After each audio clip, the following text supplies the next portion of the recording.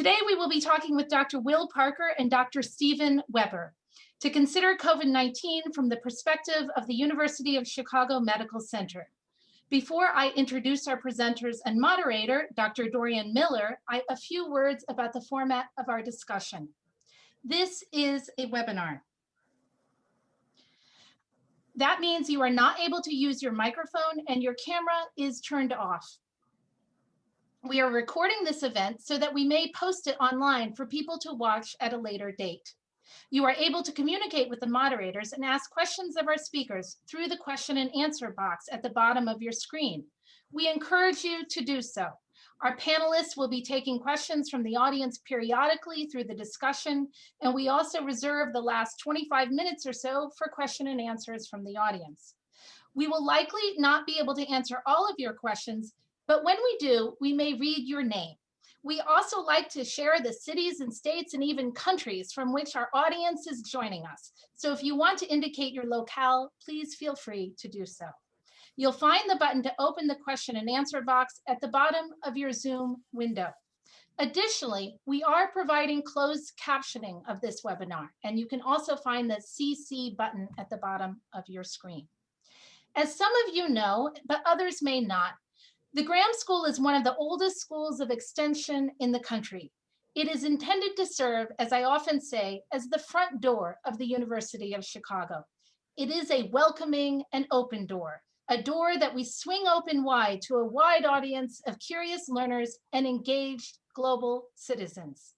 It is in this spirit of openness and learning that we bring you this series on healthcare in the context of the COVID-19 pandemic. This panel and the two that follow will open the doors to the University of Chicago Medical Center and consider what this disease has meant for those who have served on its front lines, their experiences, their views, what they have learned. We will also consider its cascading effects on other disease, as well as its implications for different populations, particularly communities of color, who have experienced its effects disproportionately. I do hope that you will join us in the sessions that follow. And now for today's contributors. Dr. Parker is a pulmonologist and bioethicist, and he has served on the front lines of treating COVID patients. In his research, Dr. Parker uses data science to study resource allocation and distribution in patient care. He is particularly concerned with designing systems that efficiently and fairly allocate scarce healthcare resources to patients most in need. Dr. Parker has studied organ donation, and he is currently undertaking assessments of care and treatment outcomes for COVID-19. Dr. Weber is the Chief Medical Officer of the University of Chicago Medical Center. In this role, he is responsible for managing the hospital's clinical operations and upholding its standard of care. He is also an infectious disease specialist with expertise in a wide variety of infections. Dr. Weber has published research on multi-drug resistance organisms as well as on best practices in infection prevention. That line of inquiry reflects his broader interest in the interface between public policy and infection prevention in hospitals throughout the United States. My fellow moderator in this effort is Dr. Dorian Miller. She is a general internist who has been providing care to underserved minority populations for 30 years. In addition to her role as a primary care physician, she has a special interest in behavioral health. She has also devoted herself to community-engaged research and practice that is aimed at improving health outcomes for residents on the South Side of Chicago. Dr. Miller has served as the project director for several studies that promote collaboration among physicians, patients, and families. I am grateful and would like to thank Dr. Millers, Weber, and Parker for their willingness to join us today. I hope that we may have laid the foundation for future collaborations between Graham and the Medical Center. I also want to thank a few people behind the scenes who are helping to manage the technical aspects of this webinar, and there have been technical challenges today for which we apologize. And you may also encounter some of these individuals in the question and answer box. Those wonderful people are Zoe Eisenman, Joe Gale, Jan Watson, Natalie Watson, and Nikki Yagoda. Dr. Miller, you have a few words you'd like to say? Thanks so much, Professor Osborne. University of Chicago Medicine is absolutely delighted to partner with the Graham School on this series of conversations of the challenges we've faced during the COVID-19 pandemic. Dr. Weber and Dr. Parker, thank you so much for kicking off this series with tonight's discussion. Let's get started with Dr. Weber and his comments on UC's response to the COVID-19 pandemic. Dr. Weber. Thanks so much, Dr. Miller, and thanks to all the organizers and to Dr. Parker for joining me on the panel. We hope that this will be a stimulating time for us in going through some of the experiences and some of the insights that we've gained as an institution, and then individually too. And I think that's important because as global as the pandemic is, it affects all of us on in many cases, very deeply personal level. As we go through, we're going to take this in a maybe a little different approach than others might. What I'm going to do is I'll start off and share a little bit about the lived experience in terms of our administration and readiness and response to the pandemic, and then give it over to Dr. Parker. I'll take a deeper dive with respect to some of the work around clinical care and the difficult decisions that are made at the bedside, a place where he has served, as Dr. Miller said. And then in the second part, Dr. Parker will pick up again and talk a little bit about how one thinks about the very timely issue here in the States around vaccine allocation. Very much a work in progress all over the world, but never more than in our own location here. And I'll finish up the session talking a little bit about how we've interpreted and managed those issues on the front lines at the University of Chicago. So with that broader introduction, let me just introduce you a little bit to our response and readiness. And oftentimes when folks tell the story of COVID, they start with imagery and conversations about China and Wuhan and cities and epidemiology. I'm going to go back a little bit sooner than that. My story around COVID begins when I came out of clinical training as an epidemiologist and infectious disease doctor in 2000. And at that time, took up work at the University of Chicago, working as was introduced around infection prevention. One of the tasks that I engaged in then, and in fact, over the next 15 years, was periodically tabletop simulations and drills, which had little meaning to me at the time as a junior faculty member, but turned out really represented my introduction to the work that we've been doing so much right now. These are sessions that we undertook with other hospitals around Chicago, providers and institutions in the city, as well as with experts from public health and from national labs and others to help understand what would we do in the case we were ever confronted with a respiratory virus pandemic. These events would happen about every 4 or 6 months. We might sit down with people from across the city and talk about what we might see and what we might do. I've thought a lot about those sessions in the last year and am very deeply appreciative for the approach that was taken and the way it stimulated our thinking. You know, one of the key things we found in that had a lot to do not so much with virus biology or some of the nuances of ethics and care that Dr. Park will go into, but an understanding around leadership and organization, because there are some problems that we face, again, as individuals or as organizations or even as states and countries that are too much to really manage with our routine approach. And we saw this in the tabletop simulations. I remember sitting in one of them and receiving, they call them injects, inputs and things that would happen that you needed to be aware of. And by the end of the session, these little paper injects sitting at my spot at the table, I had a pile of them about this high because my role at the time was seen as very central and things needed to come through me. When you think about leadership and managing this, you need an organized structure to do so. And so much of our effort has applied in a way that that's been adopted across healthcare with incident command structures. The idea of saying that when you're dealing with something as massive and disruptive as this, you can't count on the usual operations and even the usual management structures. And you need to step back and say, how will we do this differently? How do we make sure that the usual bureaucracies and delays that happen in any organization, my workplace, probably yours as well, how do we prevent that from getting in the way? And so we've adopted that approach to everything from blizzards here in Chicago to now the pandemic. We'll come back to that in a moment. The next big interplay for us in preparations moving forward from 2001, 2002 was around 2005 or 2006, when for us, we were kicking off the work and designing a new hospital pavilion. Tens of millions of dollars going into a new structure where we would transfer most of our inpatient care at the University of Chicago with the usual array of complexity, both folks we serve in the community, as well as advanced and specialty care. But we also paused in thinking about those different events we were in, the tabletop simulations, the concerns that existed back then about everything from smallpox and bioterror to other issues. And we said, we're going to design this building so that we're ready for what happens. And I think this was incorporated in the US into a lot of hospitals, a lot of constructions, and particular places are blessed with some additional resources to actually plan out a building and a structure that would be able to make us ready for an event like this. That was, again, about 15 years ago that those plans were laid. There's a lot of chance, any of you involved in kind of planning big projects or construction, there were a lot of times where that could have been budgeted out of the project, but they never were. And I'm grateful they weren't, because we leveraged all of those assets and all of the planning that went into that building came true in this pandemic. Even before, again, the first case in Wuhan, we got our trial runs, it turned out. We were a center that took care of patients with suspected Ebola and managing other potential pandemics and emerging pathogens. And that gave us a chance to understand how important the rigor in practice needs to be. And Dr. Parker will get into that. We finally come to January of last year when we first started hearing about the cases at that time in Wuhan and in China, a city and a place where we actually have a lot of collaborative ties and a place I've visited on more than one occasion. We heard about those first cases and we stood up that incident command structure. We said, we don't know what's going to happen, but a pandemic is not the kind of thing where you can play catch up. And we immediately moved into a role where we had designated positions in everything from not only medical affairs, but logistics, supply chain, all the other elements that might be required if the pandemic eventually came to hit Chicago, something we didn't expect, didn't anticipate, but needed to be ready for.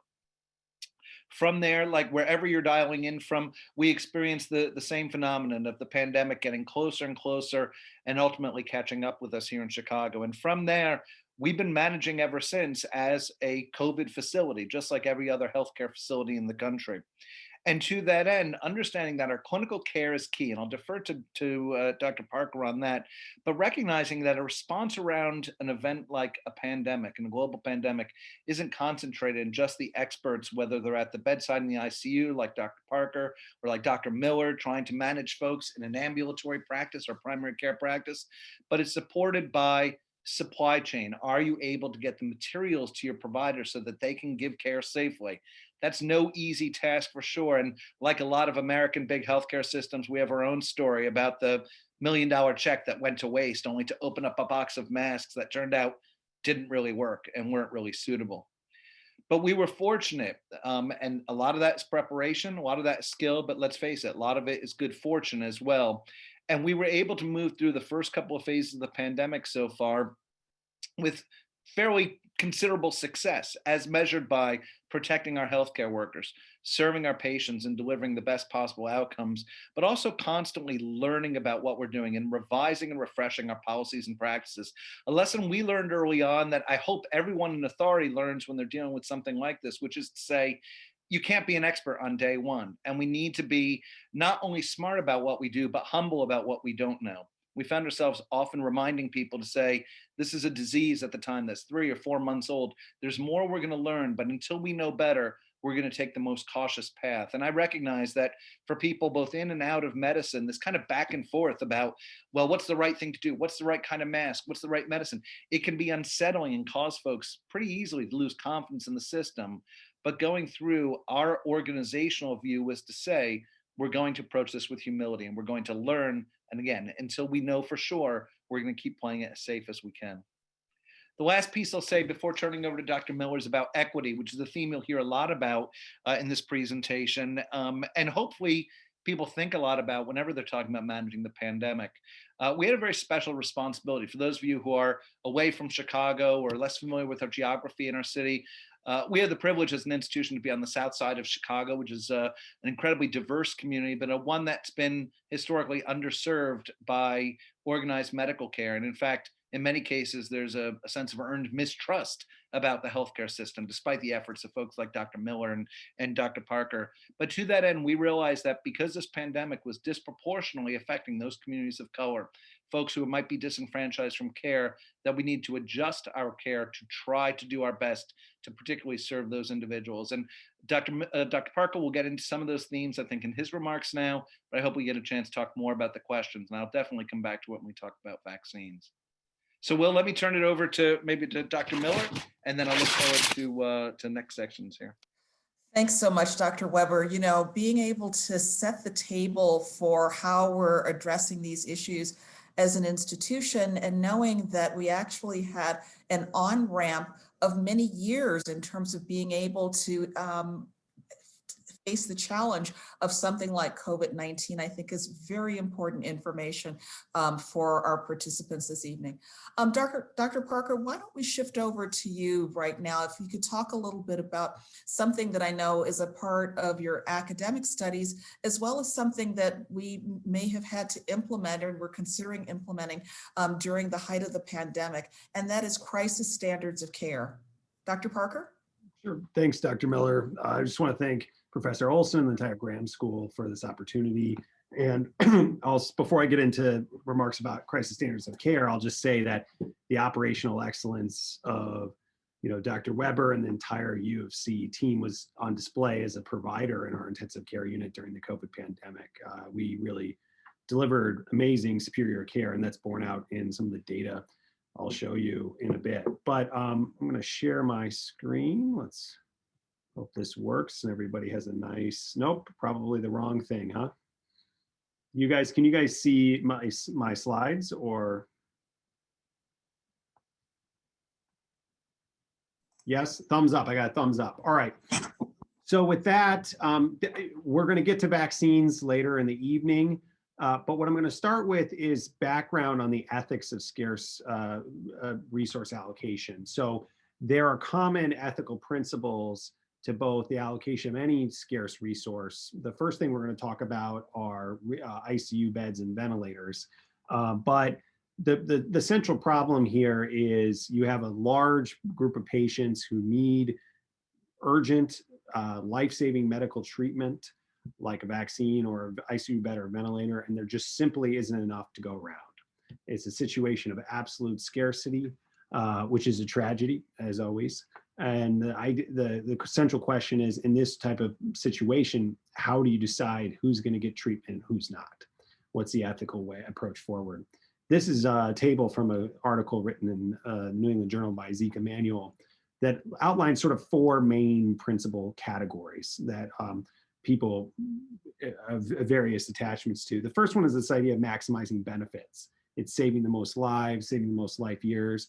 Preserving societal function is another iteration of this. This is sometimes attributed as utilitarianism or consequentialism, right? Try to distribute your resources in a way to optimize good, however you define it, across the population. The next idea is treating people equally, like using a lottery or first come, first serve. Although in practice, as we'll discuss later tonight, first come, first serve is not fair at all because it advantages the well-off and well-connected. The next idea is promoting rewarding instrumental value. This is has sort of two flavors to it. Reciprocity is paying people back for past services. So this factored heavily into phase 1A vaccine allocation, where healthcare workers were prioritized over everybody else except nursing home residents. That was mainly payback for past services rendered, even though at times it was construed as a multiplier effect, or, well, we have to protect healthcare workers so they can continue to take care of patients. The latter claim is empirical, was never really proven. So I think it was more of the former that justified that. And then finally is this category of ideas of giving that are intuitive, giving the resources to the worst off. It's sort of the rule of rescue. Whoever's sickest, that's the person we should treat with the ICU bed first. However, in a true situation with true scarcity, that can be very inefficient, meaning save very few lives. And prioritizing the youngest first is this idea that everybody deserves, play their 9 innings of baseball, right? That if somebody, it's much more tragic when a 20-year-old dies than a 70-year-old because a 20-year-old hasn't been able to live a full life. And so the reason I went through all of those principles is they'll come up multiple times tonight as we talk about the ethics of scarce resource allocation, both in ICU beds and ventilators. But I also want to point out how they sort of immediately conflict with one another, right? That if you're trying to maximize the number of lives or life years saved, that's in immediate conflict with treating everyone equally via lottery. Same thing goes with youngest first. That may not be the people who are necessarily going to have the greatest survival. It usually is the case, but it certainly wouldn't treat everyone equally. So it's one of my co-authors on the health affairs blog piece that was put into the chat, Govin Prasad, wrote a really nice article in the Lancet talking about how, you know, in the end of the day, we're going to have to use multiple principles and they're going to have to be balanced with one another in order to develop an ethical framework that is satisfactory to society overall, to address all of these very valid ethical concerns. So, but with both ICU beds and ventilators and vaccines, there's an added step to this too. So you come up with your normative framework, the really careful moral philosophy, but then you got to turn it into a practical allocation protocol. You got to decide, all right, so I have these principles, I've decided their relative weights or lexical rank ordering. How am I going to actually operationalize things? And so somebody who's a pure deontologist, principle-based person would just say, oh, I can derive it. It doesn't really matter what would happen in practice. A consequentialist says, oh, you derive a protocol, but then you have to optimize over something. So this would be, I'm going to try to derive the protocol that saves the most number of lives for ICU beds, for example. And that will require iterations with real data. My take is that once you actually apply these protocols to real data, not only do you realize that the protocols themselves need to be refined, they also raise important questions about your underlying ethical framework. And I would hold on to this message and this image in your mind as I show you data, and see how it informs not just the practical protocols having flaws, but also points out holes in the underlying ethical frameworks. So with that, I'm going to switch focus, talk for 5 or 7 more minutes about ICU beds and ventilators specifically. This is a picture of Memorial Hospital. It's in New Orleans, 2 days after Hurricane Katrina. The levees had broken. As you can see, the hospital is completely flooded. They lost power. They had no hope of immediate rescue. They had one backup generator and had to make the terrible choice of picking which half of their ICU patients who were on ventilators would survive. This event, as well as the H1N1 influenza pandemic, made the broader medical community realize that we need to develop so-called crisis standards of care, basically rules of operation for how doctors and medical providers should operate when usual healthcare operations aren't possible. How do we deal with these horrible situations like natural disasters or an influenza pandemic at the time, or COVID-19? Basically the idea that there's an overwhelming crush of patients that floods all the healthcare systems across the country in a local area, far more patients than could possibly be taken care of. I think it's really nice to finally see those hospitalization numbers and death numbers are coming down too. We're below 3,000 deaths. This is about a week old. So I don't think we're headed for widespread activations of crisis standards of care, but there was good reason to fear that we were going there at different points in the pandemic. So the rest of this will be academic, but still important because I think a lot of what was revealed in the discussion and development of these protocols is the long way we have to go as a group, both as ethicists and as practical implementation. But just to crystallize exactly what this would mean, you're down in the emergency room, your 3 patients are there. They're all critically ill with COVID-19. They all need to go to the intensive care unit and receive a form of life support, which might be a mechanical ventilator or high flow nasal cannula, but there simply isn't enough resources for all 3. The medical team and doctor, somebody has to decide which one of these patients is going to live and the other 2 will die. This is the horrible situation that we have to protocolize and envision how to handle. And the top line, the red line there, is something called the Sequential Organ Failure Assessment Score. It's a number that objectively tells us what the probability of that patient surviving their hospital stay is. So we have that information. We also have demographic information. We also know about their comorbidities. And then there are other social factors that might slip into subjective judgments and bias treatment allocation decisions. Those are in those third bullet points. Things that are probably not ethical to enter into decision making at all.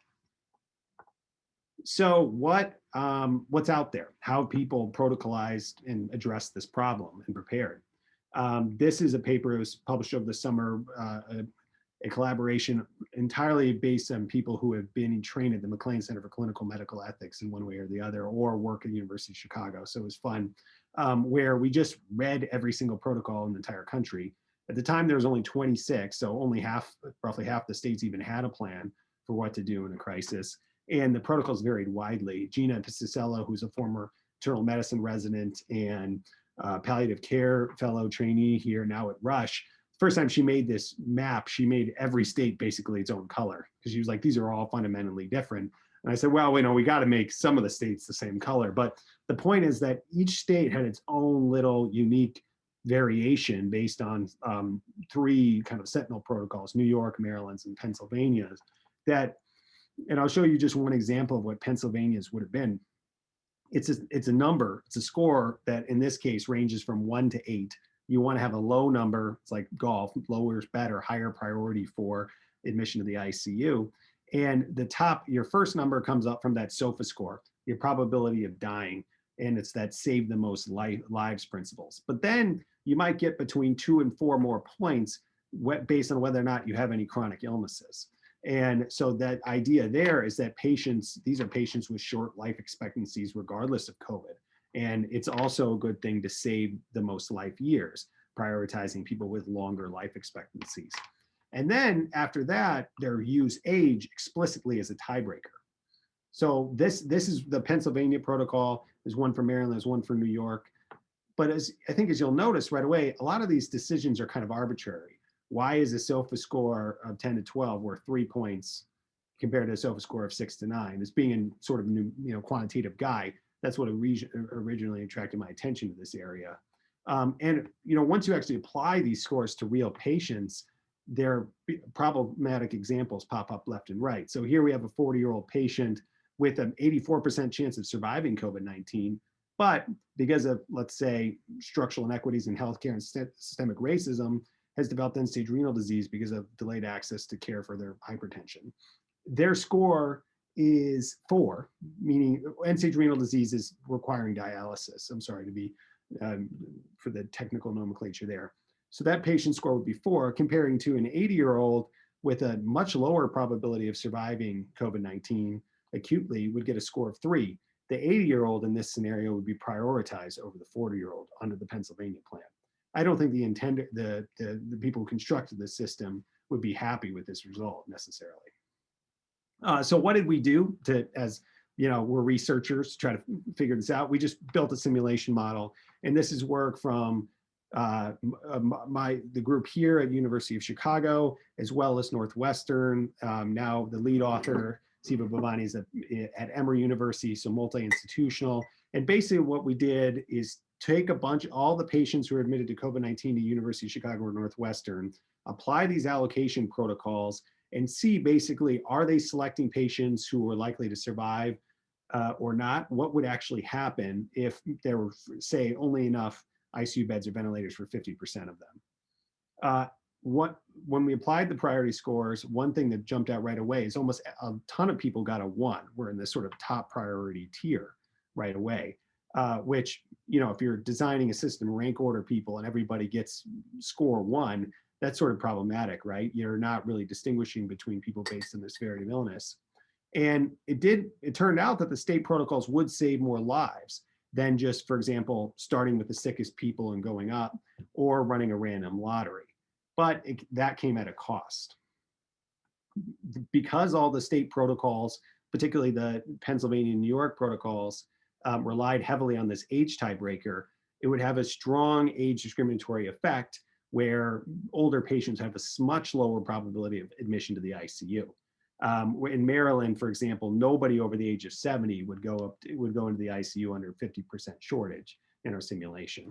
That's not the intention of the Maryland plan. Age is supposed to be a secondary consideration, but you don't know that until you apply it to data. And then finally, that we found that as intended by these protocols, patients with pre-existing chronic conditions were significantly deprioritized and much less likely to be allocated an ICU bed. That led to a structurally racist effect in the policy, where African-American patients who had pre-existing conditions were less likely to be allocated ICU beds, receive ICU care in the simulation. So in effect, even though these policies were quote unquote colorblind, in practice, they would have discriminatory effects. So I want to open up the discussion, but I just want to pause one more little scenario for people to think about that I don't think the field has really addressed very well at all. What if your ICU is full and a new person shows up? So you've had patient B in the ICU for 8 days. He's been getting sicker. His SOFA score, how ill he is, has gone from 6 to 11. That's bad. But I'm an optimistic ICU doctor. I think we can, get him through this. His probability of survival is not 0. But now a new patient arrived in the ER. We stabilize them, but it's clear they need to come to the ICU too and come under the ventilator, for example, but has a much lower SOFA score. Do you withdraw resources from the ICU on patient B? So pull the plug, take them off the ventilator to accommodate patient A. How do you handle this ethical quandary? Totally different depending on the state. New York would say, absolutely, they have a very clear protocol for how to withdraw support. It's actually why Cuomo had no interest in implementing it, but that's a story for another time, and we can get into that in discussion. Maryland, on contrast, says never withdraw from anybody. And Pennsylvania has some sort of subjective worsening assessment the physicians are going to make. So we are currently working on simulating that, more to come. And hopefully all this literature gets published in the peer-reviewed medical literature soon. But with that, I will stop, and we can discuss a little bit. And sorry if we ran a little bit long, but always, once I get the opportunity to talk about the research we're doing, I'm gonna take it. So. Dr. Parker, thank you for your presentation. We have a question in the chat that I think will really help to bring home the protocols that you've described and also the comparison to the states, because as people think about allocation of scarce resources and how it might impact them or their loved ones, the question is who within the medical team or the facility actually applies these standards and makes those types of decisions? That's an excellent question.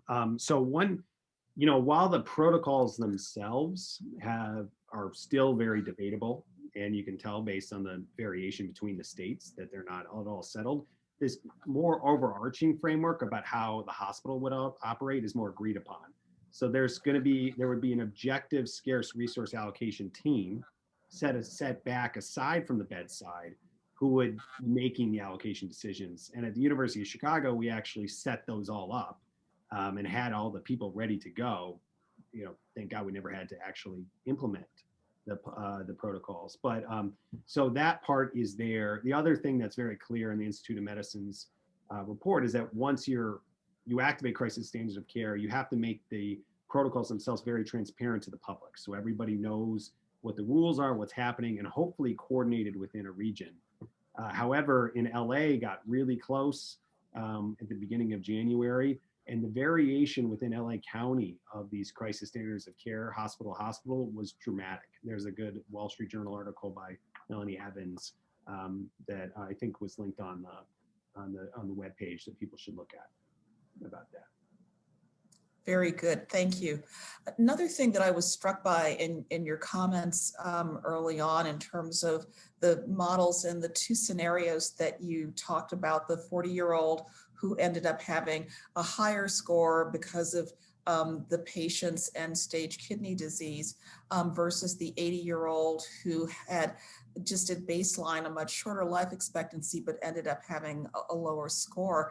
And as I think about this as a primary care clinician and thinking about the balance of how do you determine those types of questions and thinking about allocation of scarce resources, to me, it seems to take you a bit beyond the protocols. Could you comment on that a little bit, please?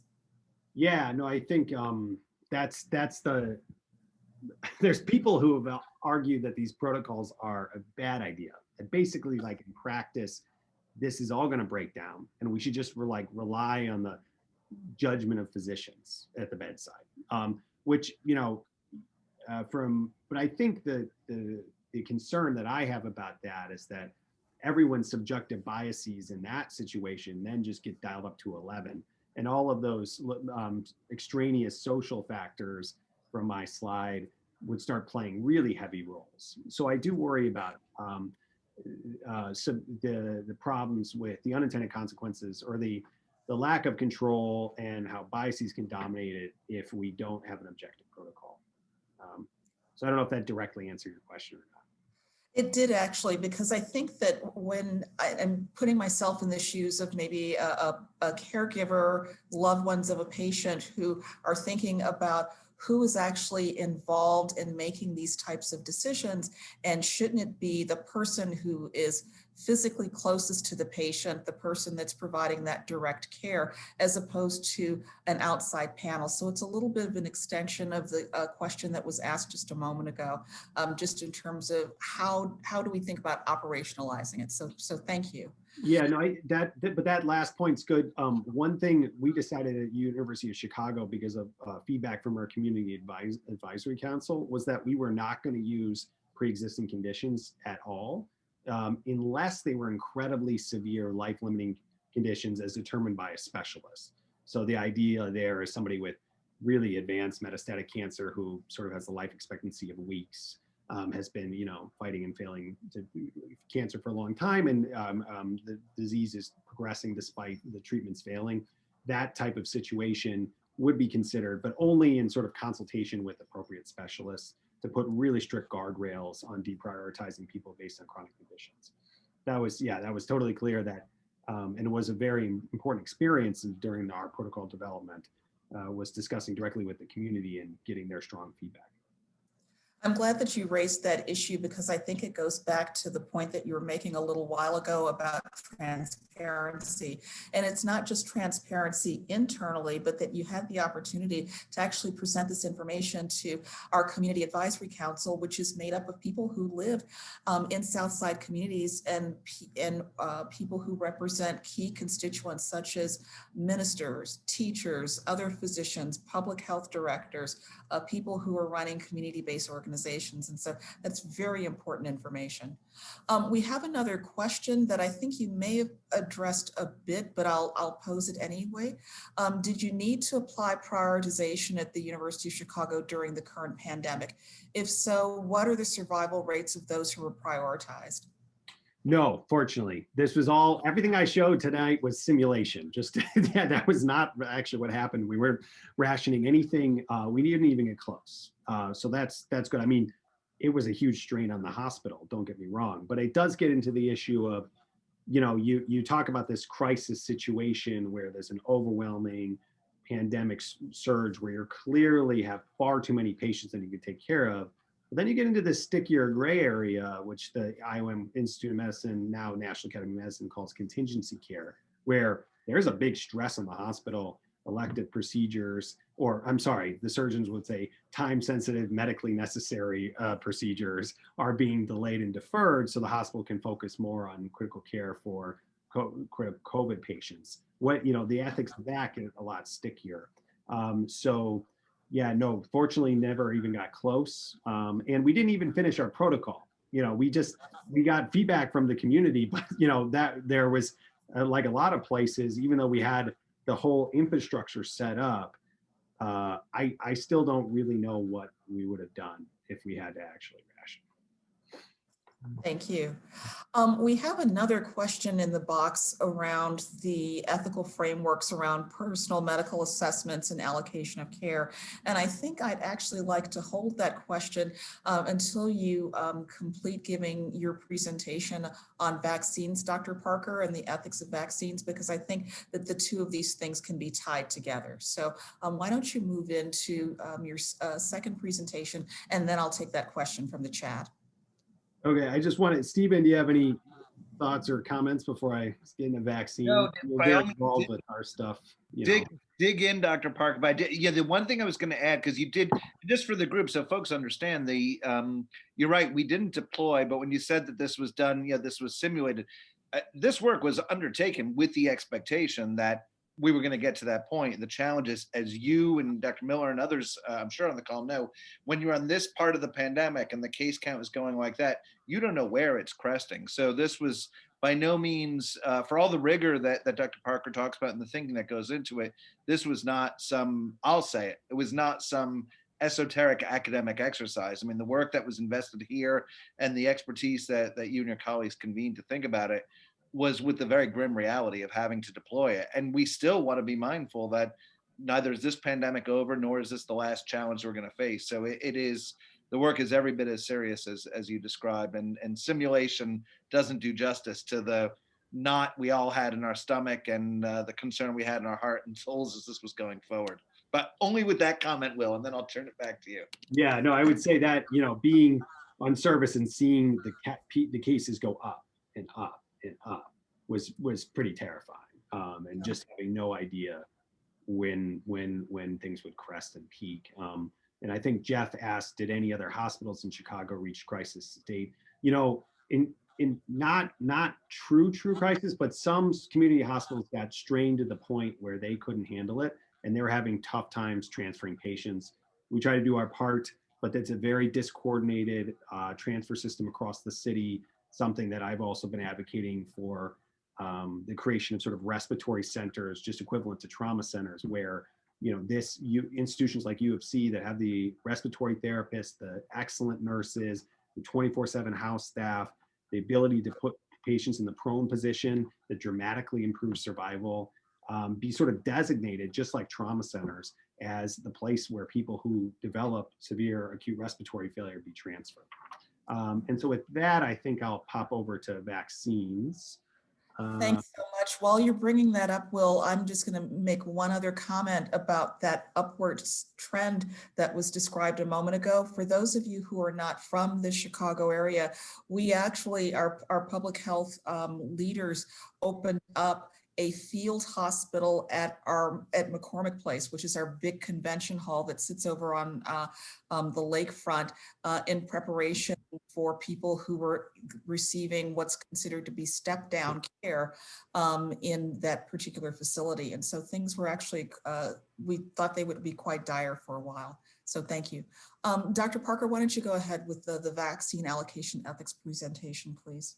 Okay, great. Yeah, so I hope everybody remembered the ethical framework and principles from the start, because it's gonna come back in. But so what's going on with vaccines? Well, this is from November, so things have changed. But the idea is that supply of vaccines is going to ramp up dramatically over time.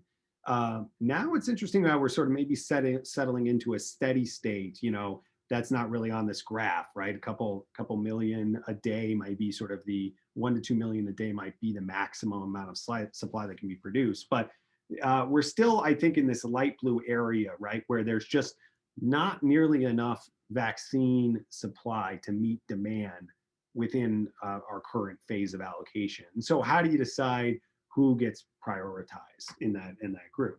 And so here are the three principles that the CDC's American Advisory Community on Immunization Practices pulled out of that set of larger ethical principles, right, that I showed you earlier today. The first idea, maximize benefits, minimize harms. So this is save lives, so prevent deaths from COVID-19 more specifically, and reduce morbidity, reduce hospitalizations, unburden the healthcare system, and maintain societal functioning, sort of get society back to normal. These are all the benefits.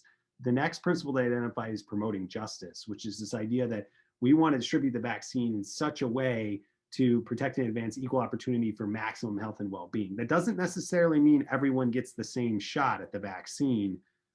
It just means that everyone will have the vaccine will be used as a tool to promote equal health and well-being across the country, which gets to the last point, which they explicitly identified as a principle to mitigate health inequities, which is to actually use the vaccine as a tool to counteract some of the horrible disparities that have been caused by COVID-19 across the country.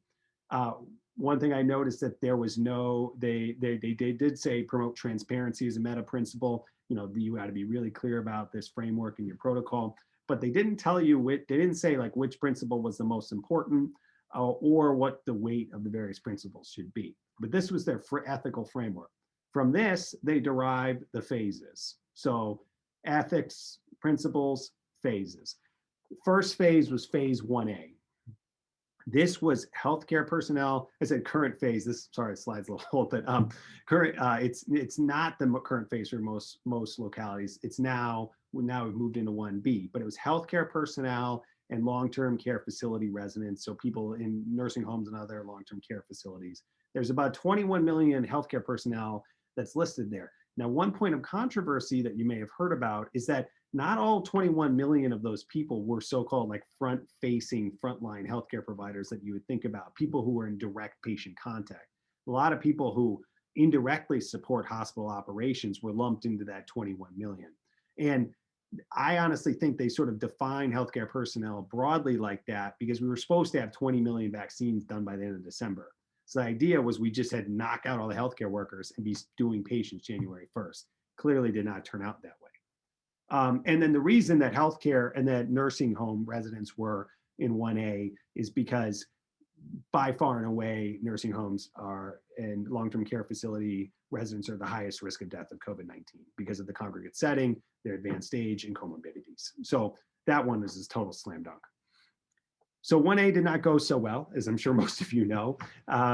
There were a lot of websites that just immediately crashed, a precursor to phase 1B, right? When you design a first come, first serve website and you open it up at Thursday at 9 a.m., everyone's gonna try to log on at the same time. Only the people who have the ability to log on and access and free time at that moment are gonna get appointments. And there's gonna be a lot of angry people who don't understand the system, right? So that happened a lot in phase 1A. Nobody really learned the lesson, but we'll get to that. Then, Stanford University, they got really creative, designed a really clever multi-principle score that used age, where the person worked. They thought they were doing great ethics, but they didn't tell anybody about it, like what the details of the score were, nor did they apply it to data ahead of time and realize that all the residents would be like dead last in their scoring system, behind even some administrators who hadn't been taking care of patients. So a big violation of that reciprocity principle, right? Payback for services rendered. So one of my friends is like in the picture somewhere, the residents got quite mad and protested. Residents are junior doctors still in training, if I didn't say that. And then finally, we've had issues with people who are hesitant because this is a brand new vaccine. They don't know if they're going to take it. That led to significant disparities in uptake during the phase 1A. So those were all problems. And then there was at a certain point, this is from January 5th, the administration rates of the allocated supply were truly horrendous. Like 2/3 of the doses were sitting in freezers. And I wrote an op-ed about in the city of Chicago when we were sort of at this state. That was in the Tribune, basically advocating for starting phase 1B, overlapping with phase 1A, expanding eligibility to improve the vaccination rates. The other thing that is important to note is there's a lot of debate about one dose versus two. I'm not a biologist or immunologist. I'm just somebody who can analyze survival data. And clearly the first dose is what establishes immunity. You get the first dose here, and this red curve is the vaccine arm. As you can see, like nobody's getting infections 7 to 10 days after the first dose. Then you get the second dose at day 28. So it's not the second dose the first dose clearly establishes immunity. The second dose is maybe necessary to maintain it. We don't know. We haven't done that trial yet. So there's a debate about whether or not we have to very strictly follow the vaccine schedules, or if the second dose could be deferred a little bit, maybe 6 weeks later, but that would buy us a lot of extra supply. And in fact, an Annals Internal Medicine paper crunched the numbers and found just that. If you have a flexible allocation strategy where you sort of broadly cover people with dose 1, and don't worry too much about holding this. You hope that supply will increase enough for the second dose. You end up preventing a lot more infections. So at the time, this is strongly suggested that we should overlap phase 1A and 1B. Unfortunately, that's what happened in Chicago and many places throughout the country, although every state is different, which will be a theme. So now we're in phase 1B. Phase 1B is frontline essential workers and persons age 75 and older. You'll say, well, that's not what's going on in Illinois. Illinois made an equity correction to drop that age to 65. But if you think about this group, one group is getting prioritized because of risk of death of COVID-19, and the other group's being prioritized because to promote justice and mitigate health inequities, right? The frontline essential workers who are under 65, maybe if they have some other chronic conditions, will be at high risk of death of COVID-19. But really what we're doing is protecting them because they're the ones who've been out, delivering our food, making society work, facing personal risk, during the pandemic. And that's why we should protect them from an equity perspective. So you can see that balance between efficiency, saving lives, and equity in phase 1B. And there's tension. So as I've kind of hit these recommendations throughout the presentation, but this was the Health Affairs blog piece that came out today, where we sort of highlight 4 things that we think would make things more equitable and efficient too. Overlap phases, like I already mentioned, allocate vaccine proportional to COVID-19 burden. And I'm going to show you some really disturbing data in Chicago about the strong need for us to do that, and use a lottery to allocate within each phase. Stephen later is going to talk about how we implemented this at the University of Chicago during both our phase 1A and phase 1B rollouts, and then B, engage the community and have transparent communication. So I think I'll just end with 1 or 2 more slides on how phase 1B has gone in Chicago. This is a disturbing and striking graph I put together using the Chicago Department of Public Health's data. On the left is by zip code, the COVID-19 mortality rate to date. So starting from the beginning of the pandemic till now, what proportion of the population has died from COVID-19? On the right is who's been vaccinated. This is first dose coverage, which, as I explained earlier, is kind of the key public health metric, I think, to follow, because that's what establishes immunity.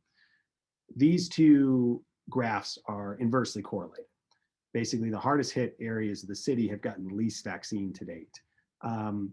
So, from an equity standpoint, from mitigating health inequities, this is a disaster.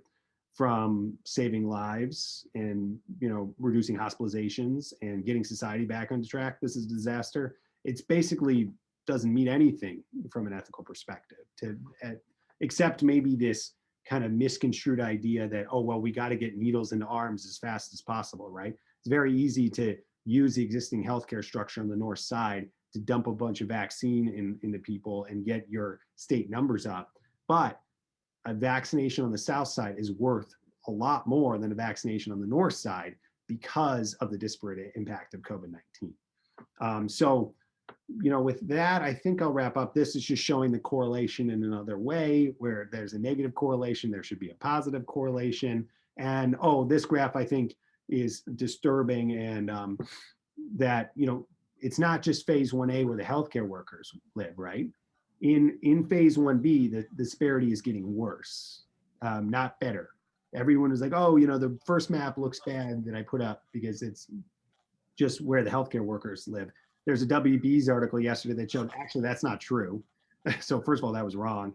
And now it's getting worse in phase 1B, and not the hardest hit zip codes in the city aren't catching up. And if anything, the relatively unaffected zip codes are accelerating away in vaccination. And I think one thing that will continue to, so the Protect Chicago plan is one effort from the mayor to try to mitigate this by identifying these communities that are hardest hit. But to date, none of them have been vaccinated at all. And I think one thing that's really going to exacerbate this is ZocDoc. There's 100,000 people who've signed up for this website who are waiting for appointments. And as you can see where these points of distribution are all on the south and west side, those are vaccine that's designed to get into those hard hit communities. But instead, it's going to be anybody who wants it in a first come, first serve system. They don't even have to live in the city, right? And it was just whoever was able to get online, who saw the tweet on Tuesday at noon, who's waiting to snatch up all the city's vaccine at these points of distribution. So I obviously think that this is a really bad idea and that we should be using weighted lotteries and other ideas. But I think with that, I will kind of wrap up and stop sharing, and we can talk about solutions in conversation and get back to see what Steve thinks and Dorian. Thanks so much, Dr. Parker. Dr. Weber is going to make some comments about how we've been able to operationalize vaccine distribution at UC Medical Center. And then we have a few comments in the chat box that I think are going to cover both of the areas, both in terms of operations as well as some of the ethical issues around treatment as well as vaccines. And so I think what I'd like to do now is to pivot back to Dr. Weber, and then after that, we'll have a little bit of time to start taking some of the comments that are in the chat. So Dr. Weber? Thanks, Dr. Miller. And I want to make sure we get back to the chat as well. So I'll try to be focused and we can answer additional questions. You know, when an expert like Dr. Parker lays it out, you know, you see there ought to be a clear path forward. And we've been very fortunate in our operations that we've been able to leverage the expertise, not just of Will, but really a truly and deliberately said this way, diverse group of experts to really help us think about vaccine allocation. And that group met before we had any vaccine that was available to us, and convening to talk about what was expected to come down the pipe for us to use this vaccine, and to start thinking about and to operationalize all the principles that Dr. Parker just went through. And it is that, I mean, he does a remarkable job of sort of distilling it into something to which there is a sensible and rational outcome. That's not how it feels when you're starting off, and we benefited from that expertise. So our panel included not just folks who have, you know, dual expertise around critical care and COVID treatment, but ethics, but also vaccinologists, immunologists, pharmacologists, and then importantly, folks who can look from an equity standpoint. I think if we had it to do all over again, we probably would have integrated sooner more of our community advisory folks and think about it. Our focus was probably a little too deliberate in thinking about that 1A healthcare workers, but we're still learning and still going through it. We convened that group, and the charge to them was interesting, as I think as we looked at it, because obviously the notion was to say, we need you to help and make the recommendation about how we're going to allocate vaccine as an institution, recognizing that we're not in an island. We're part of a larger healthcare community, a diverse, large community, and then a lot of other stakeholders to think this through. And so we needed to have an outlook that was going to be nimble and recognize that we wanted to fit in with our collaborators and co-conspirators around the city and region. But the other piece that came with it was, and Will remember at our first meetings, we said, we're not here to make our vaccine plan for the next 6 months. We're here to make our vaccine plan for the next 2 weeks, because we're going to need to reconvene 2 weeks later and 2 weeks later. And we've kept more or less to that schedule because the landscape keeps evolving, whether with recommendations, new insight into vaccines, like the doses that Will went through, or even now thinking about how we deal with scarcity of vaccine and how we try to prioritize as we go forward, even to larger populations, but seemingly with a smaller share of vaccine to ourselves. You know, the framework that we applied, I wish it had all the literature and scientific backing that Will went through, but was in part borrowed from advice I had when I was in training in clinical infectious disease, and I've tried to impart to all the fellows and trainees that I work with, which is the notion of saying that we're often going to be making decisions with incomplete information. And when we do, let's just make sure that we make decisions that are, in my framing, rational, practical, and equitable. The rational piece is to say, does it make sense biologically with what we know? And then importantly, by the rules of vaccine allocation, recognizing that when we elected to, and we're fortunate to become a vaccine distribution site, we committed to the city and on their part, you know, the elected officials and those who they represent, to say that we would abide by certain parameters and rules. We may not always agree precisely with them, but we would stick to them. So we would be rational. The second part was that we'd be practical, to recognize that there's a lot of nuance we'd like to add to this, but I'll come back to in a moment why we adopted simple is best approach. And the last piece I won't say more about, because again, maybe we'll get into it in chat. Will touched on it. Dr. Miller has really made a career of helping folks to think about this in and out of healthcare, but was around equity. And to recognize that if we're not being deliberate and thinking about equitable distribution, then we will quickly and easily slip into inequity. and we will make mistakes that will be specifically biased to particular communities and recipients.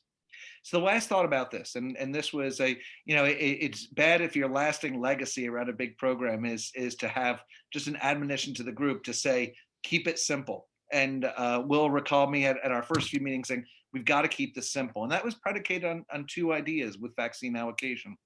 One is that every layer of complexity that you build in is going to delay vaccine administration. And I'm not saying we rush or we're cavalier about it, but there needs to be, in essence, a burden of proof before you're going to add a wrinkle to it. Because when you don't do that, you're going to delay. You're going to spend more time planning, more time contemplating, and our aim is to get vaccine out.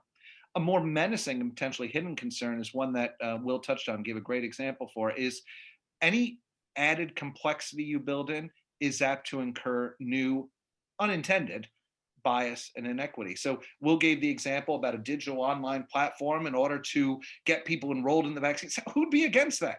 Who wouldn't want us to be able to go to one spot and get it? Well, that does serve a lot of purposes, but as Dr. Parker said, it also creates access issues potentially, whether because of a digital divide or whether because that tool may not distribute folks to their neighborhoods, and to make sure that a community like ours on the South Side is actually going to retain their vaccine and instead not be swamped in essence by folks from all over the region who might say there's an opportunity to get in there.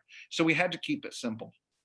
When we deployed this, and then just real brief, Dr. Miller, around healthcare workers, our outlook, and Will's talked a lot about this, is we need to embrace the notion that the delivery of care, and you gave some of the principles that we talked about it, but care and taking care of patients, whether in a hospital, an office practice, or as a community health worker, it's a team-based program. And we couldn't single out that there will be any one individual who's more or less valuable, that when you're in a patient's room and caring for a patient, their successful outcome depends not only on the expertise of a critical care specialist or an infectious disease consultant, but certainly to everyone around the bedside, the nurses, the technicians, but so too for the food service workers who are helping to ensure that the nutrition is provided, for the environmental services folks who are cleaning that environment of care and ensuring that patient can stay safe.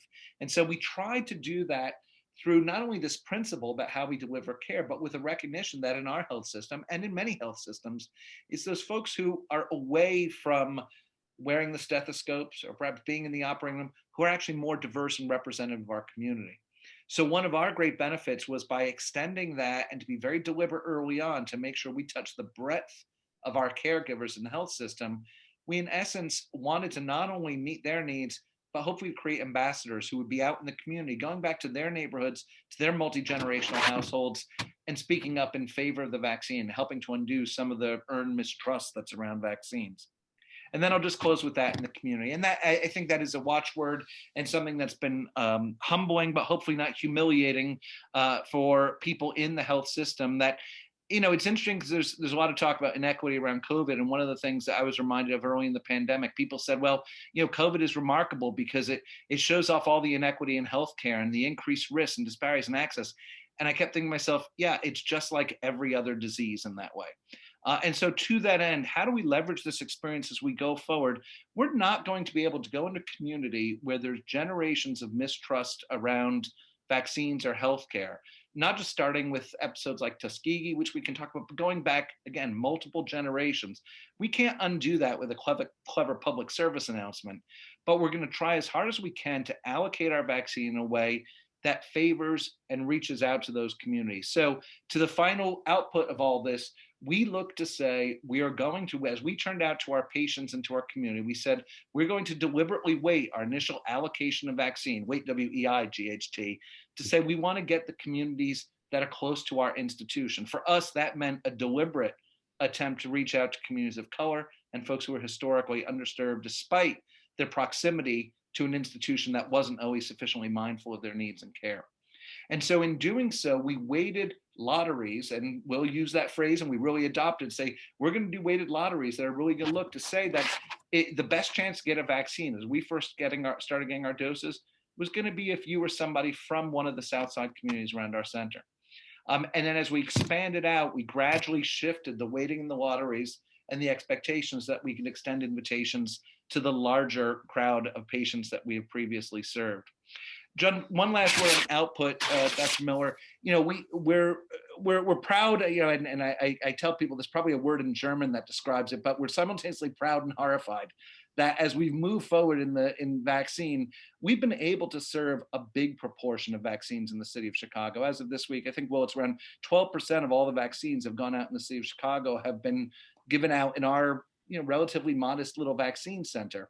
But I say horrified because we're not looking for a monopoly on this. We're not looking to compete on this. We want everyone to be out there and have that vaccine out there for as many people as we can, as quickly as we can, with the deliberate intent to get to those underserved communities. And we're really excited that over the first movement of our vaccines, and we've done about 30,000 folks, including healthcare workers, unaffiliated healthcare workers, and community members. For those who live in Chicago, we're actually vaccinating about 63% of them are people of color, which is a lot bigger number than other places. Again, we don't want to compete on that. We want to learn from that as we've learned from the community, but try to help others because it is that important. Because again, absent that vaccine and the access to care, whether there's another wave or the next problem that comes down the pike, we can reasonably predict that those communities are going to be the most hardest hit. And we want to try to get to that before it happens. I wanted to leave some time for questions, so I knew I moved quickly, but I hope that's useful and glad to clarify any parts of it. But thank you so much. Oh, thanks so much, Dr. Weber. You know, some of the takeaways from this last set of comments for me, I think that the internal equity issue that was addressed, that Dr. Parker touched on in terms of some of the things that were revealed from both the Stanford experience and others that we have been able to address, and to think about all of the people within the healthcare environment that have a touch on patients and patient lives, trusted messengers that can go out into the community. And then thinking about, oftentimes we think of ourselves as being at the forefront of medicine. We're a tertiary care referral institution, but for the people on the south side of Chicago, we are their community hospital. And in that way, we have provided ways in which we are able to serve them and to serve those 12 zip codes that you just mentioned in a way that extends the messages around equity. And so I think that that's very important messaging. We would like to address the questions that are in the chat box for just a moment. And this is more of a comment and then a question behind it. The discussion thus far has concerned choices of ethical frameworks and personal medical assessments, but in practice, isn't the allocation of care a fundamentally political decision?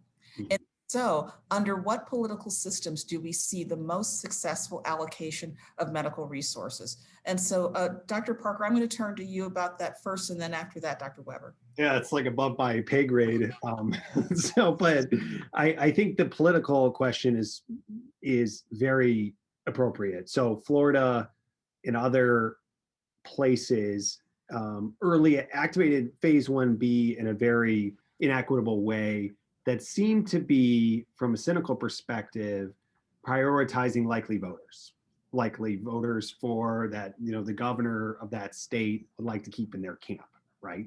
So, you know, that's the way that politics can intersect with vaccine allocation, is that politicians are political animals. They want to be seen as having a very successful vaccine rollout that's going quickly, but they also want to vaccinate the people who are most likely to vote for them. So that's been something that's insinuated in a couple of states. And so, yeah, hopefully democracy is the system that would best achieve this. But, you know, right now, in the city of Chicago is cutting our allocation on this at University of Chicago for this week and next week. It's cutting the allocation of other community healthcare institutions on the south side in a bizarre attempt to sort of like spread things out over the city. So it seems to be in direct conflict with the lip service they're giving to protect Chicago Plus. I hope there's a lot I don't know about what's going on behind the scenes, but I think holding political leaders accountable to equity standards, to efficiency standards is so important.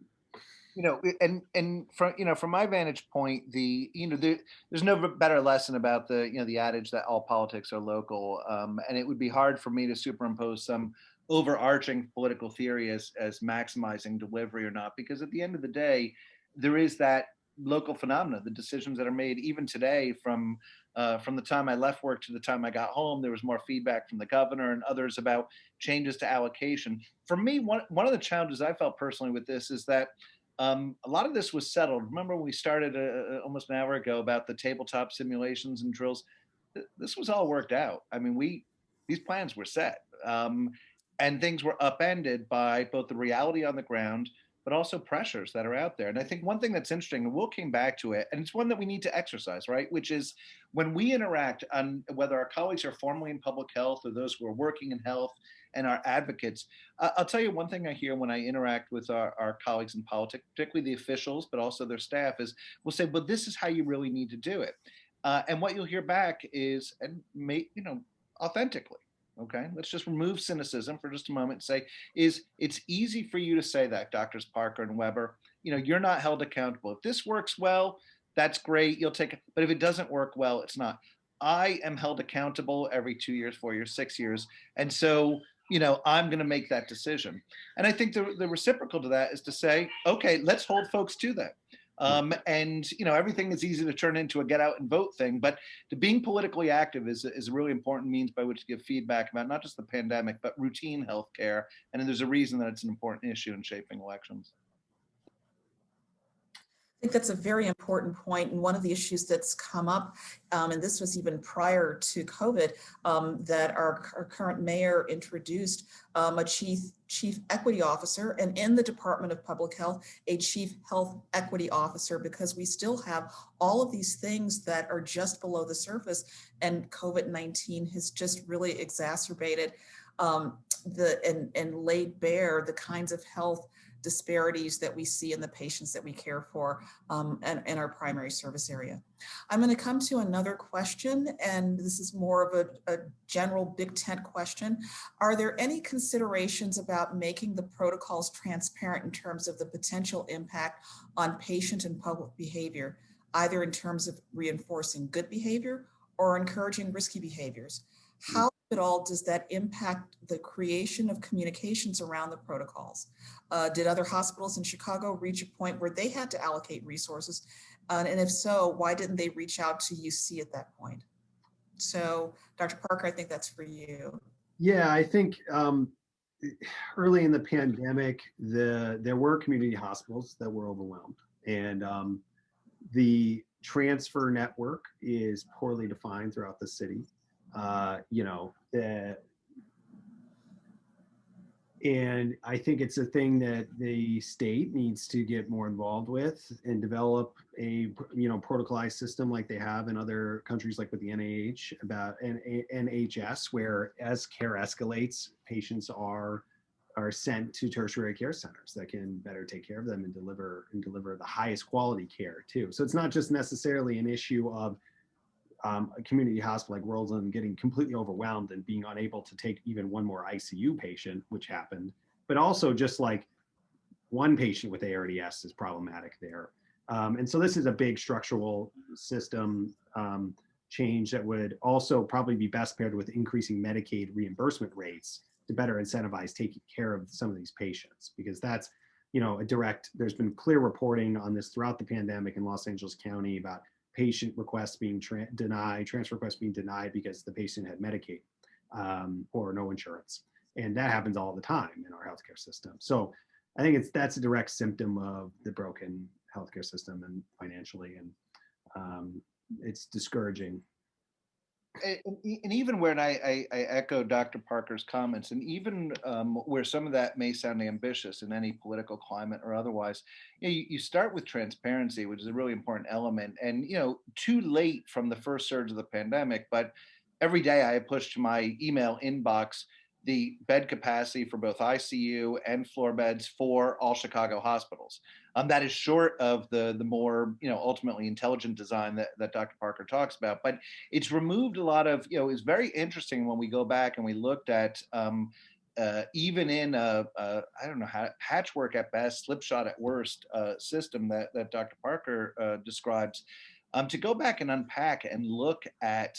And I spent a lot of time listening to to the audio of transfer request calls and otherwise to understand what actually was said, what actually happened. And you realize there are all these opportunities that go beyond even, these are huge issues that Will's describing, but even that more straightforward framing how do you think about that communication? How do you go forward with it?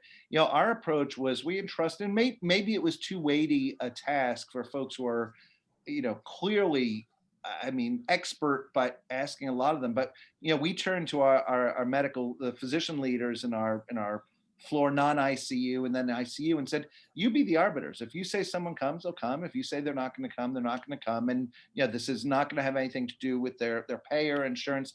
But even in those situations, and I think, you know, we've talked a little bit about this as individuals. To this day, I can tell you all about one particular patient at one hospital where in that moment, those two docs whom I trust and whom I said, you make the decision. They said, right now, at this moment in time, we can't take that patient. We just don't feel safe for where we're at. We were right at that cusp. And it haunts you. And you appreciate that. I happen to be a clinician, but as somebody involved in policy, and that's what you need to dig into, because that becomes the inspiration for the kind of change that Dr. Parker's talking about. There's no amount of data, no amount of analysis. It's to understand that in that moment, if we had a clear system with clear communications, transparency, with or without, you know, an overseer moving people around, there might have been a different outcome for that patient. And that's intolerable. And, you know, millions of people die in the pandemic. But for me, apart from those I cared for at the bedside, that stands out. And it's an important distinction. I think we have time for one more question before we're going to close. And so I'm going to take one of the big tent questions here. Do you collaborate with other institutions nationally? To what extent are the challenges in Chicago similar or different? And would national standards work in this space? Yeah, the problems are the same. You know, that map I made, the who's dying, who's vaccinated, that's like a Twitter meme, you know, that I ripped off from DC. So it's like the same thing is happening everywhere. And the solutions are common, you know, auto enrollment and lottery, just getting your political leaders to recognize that geographic allocation of vaccine is orthogonal to the phases, right? You can make a commitment to give proportionally more vaccine to the hardest hit areas of your state or city. And more vaccine, right? It's like more vaccine to the south and west side than the north side. That's the tough political thing that we're talking about here, right? Is making the people in these communities that have been spared from the pandemic wait. And that's, you know, it's great to have a chief equity officer or to have a 500 dose vaccine fair that we're going to be a part of on the south side. Those are important things to do. But at the end of the day, if you got to make powerful, well-connected constituents wait, because that's the right thing to do from saving lives and health equity, that's going to be kind of the, you know, the big question going forward is, will political leaders have the moral courage to do that? Because I think it's pretty much a slam dunk from an ethics standpoint. So yeah, I think there's a lot of, to actually answer the question a little more directly, a lot of things we can do with national collaboration, and the problems are national. And I agree, and it's a great question. I'm glad we get to finish with that, because it's such a great jumping off point for how we go forward, really collectively, not just those of us in the field, but as a society. Because, you know, I always frame myself, in my introduction was said I was involved in hospital policy or national and state policy around infection prevention. I'm a little bit of an infection prevention libertarian. But that being said, the notion that there ought to be an anchor and a baseline for how we think about this at a federal level, state level, is really attractive, if for no other reason than in a circumstance like this, we ought not to have been reinventing this at every hospital, every facility, and I'm coming from the perspective of, we all have our struggles, but we're an enormously well-resourced hospital and health system. That's not true. You know, there's not a Dr. Parker or Dr. Miller at every hospital and health system around the world. And to that end, how do we look at it so we start from a common framework? And there might need to be departures from that framework, because, you know, for me, a health system ought to reflect the values and priorities of their community, which is going to be different in different communities. But at the same time, too, we should not be starting from scratch in all these places. And I think if you anchor on something, as Dr. Parker described, that is really aligned with all the things he's talked about tonight, and make a burden of proof to stray from that, I think we'd have a much better outcome. I love the notion of the 50 laboratories of democracy, but not when you're dealing with public health and people's lives. I'd rather figure it out together than to end up copying what was done in another state or jurisdiction. And as they tell us when we're in kindergarten, many hands make light work. Thanks. I would just like to thank my colleagues, Dr. Stephen Weber, Chief Medical Officer of University of Chicago Medicine, and Dr. William Parker, Assistant Professor of Medicine, Pulmonary and Critical Care Specialist and Medical Ethicist, for their participation in tonight's kickoff for our COVID-19 pandemic series at the Graham School. And I'll leave it to Professor Osborne to close this out for the evening. I guess it was wonderful to hear all that. I mean, sobering and somber, but thank you for sharing, all of you. I do have one quick, if you could answer one quick question, and then I'm going to pull up a few slides so that people are reminded of our next webinars. But I wonder if you wanted to say a word about the variants of COVID that are out there. We received an email about it at the University of Chicago, all faculty, staff, and students. How does that loom on your horizon from the perspective of the hospital?